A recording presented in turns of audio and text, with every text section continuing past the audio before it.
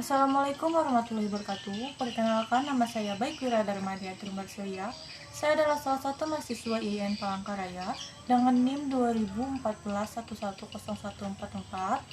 Prodi Perbankan Syariah, jurusan Ekonomi Islam dan di Fakultas Ekonomi Bisnis Islam. Dengan video kali ini, saya memenuhi tugas mata kuliah Hadis Ekonomi dengan dosen pengampu, yaitu Bapak Hanif Monandi. Di video kali ini, saya akan bertausiah sedikit tentang salah satu hadis yang menjelaskan ekonomi Islam. Alhamdulillahirrahmanirrahim. Assalatu wassalamu ala asrafil anbiya wal mursalin sayyidina wa maulana Muhammadin wa ala alihi wa sahbihi ajma'in amma ba'du. Puji syukur kita panjatkan kepada kehadiran Allah Subhanahu wa taala, karena atas kehadirannya kita dapat berkumpul pada video saya kali ini yang membahas tentang hadis ekonomi Islam. Tak lupa juga selawat serta salam kita aturkan kepada Nabi besar kita, Nabi Muhammad Sallallahu Alaihi Wasallam, yang telah membawa kita dari zaman kegelapan ke zaman yang terang benderang ini. Masyurul muslimin jamaah yang dirahmati Allah Subhanahu Wa Taala, dalam kesempatan yang penuh berkah ini, marilah bersama-sama kita senantiasa bersyukur kepada Allah Subhanahu Wa Taala atas segala kenikmatan dan selalu mengingatkan kualitas keimanan, keislaman, dan ketakwaan kita kepada Allah Subhanahu wa taala, sehingga akhirnya kita tergolong dari orang-orang yang bertakwa. Setiap muslim tentu saja ingin memperoleh keberkahan dalam hidupnya.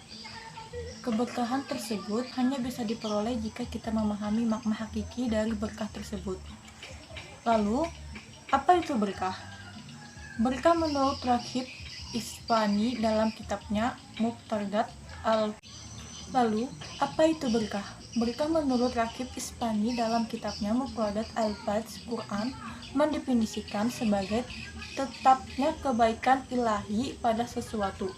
Ada juga yang memaknainya dengan kebaikan yang memanfaatkan yang tetap dan berterusan, seperti sumur yang tidak pernah kering walaupun airnya diambil terus-menerus. Dalam Al-Quran, kata berkah juga digunakan dalam beberapa tempat.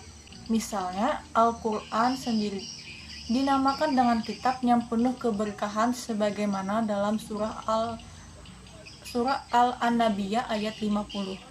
Yang artinya, dan Al-Quran ini adalah suatu kitab peringatan yang mempunyai berkah yang telah kami turunkan. Maka, mengapakah kamu mengingkarinya? Quran surah An-Nabiyah ayat 50. Masyurul muslimin jamaah yang dirahmati Allah Subhanahu wa taala, dalam konteks ekonomi atau muamalah syariah, maka hijrah dipahami sebagai sebuah proses untuk meninggalkan aktivitas yang tidak sesuai syariah dengan aktivitas baru yang sesuai syariah. Kesimpulan ini berdasarkan telah terhadap makna hijrah dalam ayat dan hadis Rasulullah SAW, serta telah terhadap makna tasyawid, fikih auliyat, dan fikih mu'ajnah. Sebagaimana sabda Rasulullah SAW, siapa yang hijrahnya karena Allah dan Rasulnya, maka hijrahnya untuk Allah dan Rasulnya. Siapa yang hijrahnya karena mencari dunia atau karena mencari wanita yang ingin dinikahinya, maka hijrahnya kepada yang ia tuju. Hadis riwayat Bukhari. Proses hijrah dalam ekonomi atau muamalah syariah bisa dicontohkan dengan hal-hal sederhana, tapi punya dampak yang signifikan. Misalnya, memindahkan tabungan atau deposito bank dari konvensional ke bank syariah, menutup angsuran konvensional, kemudian menghilangkan setiap kredit pembayaran dari bank konvensional ke bank syariah, memilih asuransi syariah untuk memitigasikan risiko kesehatan dan pendidikan keluarga, menggunakan kartu debit syariah dan kartu kredit syariah. Dan untuk para pemodal bisa berinvestasi di saham, sukuk, dan reksadana syariah untuk menjaga adab-adab sebagai pelaku dan pembisnis atau menjaga adab-adab Islam dalam berbisnis. Salah satu yang harus ditekan oleh setiap pengusaha dalam hijrah untuk memilih bisnis sesuai syariah. Hal tersebut menjadi keniscayaan setiap muslim untuk menyempurnakan aktivitas kehidupan sesuai dengan aturan Islam. Lantas bagaimana dengan kondisi hijrah yang belum bisa sepenuhnya? Apakah hijrah boleh dengan kondisi yang belum bisa dikatakan sempurna?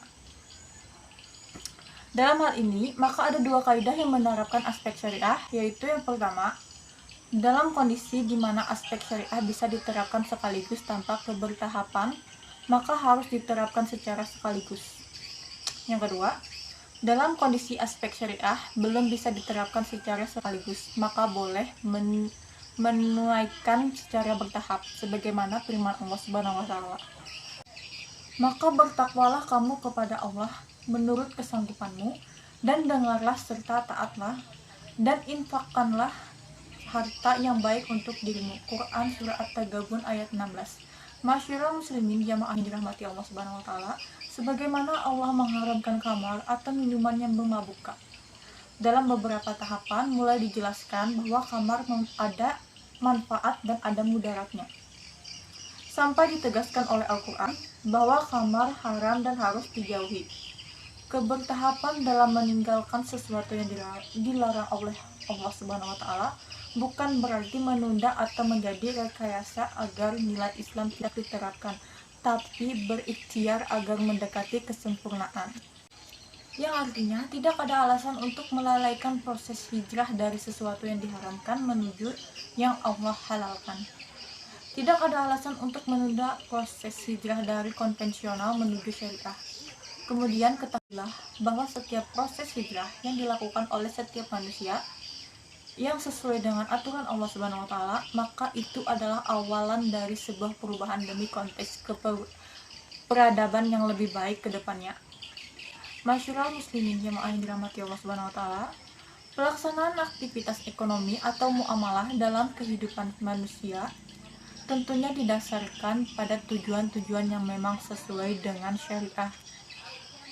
Di antara tujuan-tujuan kegiatan ekonomi atau muamalah tersebut dapat dirumuskan menjadi 4 jenis. Yang pertama yaitu kegiatan ekonomi atau muamalah yang bertujuan untuk memperoleh kesejahteraan ekonomi dalam batasan-batasan normal-normal moral Islam. Hal ini dikemukakan dalam firman Allah Subhanahu wa Ta'ala dalam beberapa surah dan ayat. 2. Tatanan ekonomi atau muamalah yang diusahakan bertujuan untuk membina persaudaraan dan menegakkan keadilan universal yang dijelaskan oleh Allah Subhanahu wa Ta'ala dalam firman-Nya, yaitu Quran Surah Al-Hujurat ayat 13. Yang ketiga, distribusi pendapatan yang seimbang, karena Islam mempunyai komitmen yang tinggi terhadap persaudaraan manusia dan keadilan. Pembagian kekayaan yang merata di berbagai kalangan masyarakat yang berbeda dan tidak hanya berfokus pada beberapa golongan tertentu.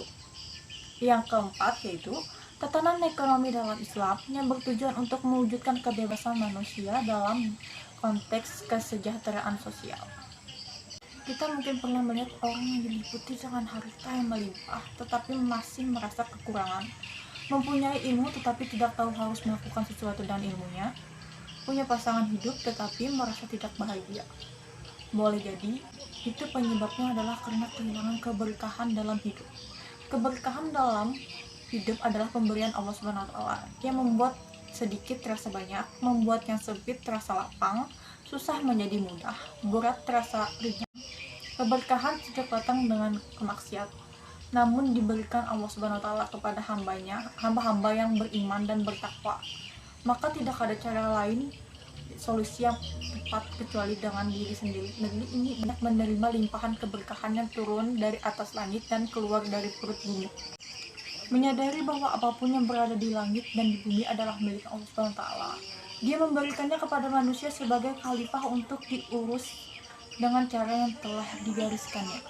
Sehingga pada akhirnya negeri yang kaya raya yang nama Indonesia menjadi negara yang berdaulatun, tayyibatun, wa arabun kafur. Amin amin ya rabbal alamin. Kemudian ketahuilah bahwa setiap proses hijrah yang dilakukan oleh setiap manusia yang sesuai dengan aturan Allah Subhanahu wa Ta'ala, maka itu adalah awal dari sebuah perubahan dalam konteks peradaban yang lebih baik ke depannya. Semoga kita selalu diberikan kemampuan untuk memilah sebuah jalan yang akan menghantarkan kebahagiaan, bukan hanya di dunia, tetapi juga di akhirat. Jalan tersebut adalah jalan syariah.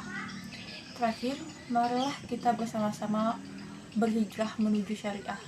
Mungkin itu saja yang dapat saya sampaikan. Saya mohon maaf apabila ada kesalahan dalam penyebutan ataupun dalam arti-artinya, hadis maupun surah. Salah hilaf saya mohon maaf. Wassalamualaikum warahmatullahi wabarakatuh.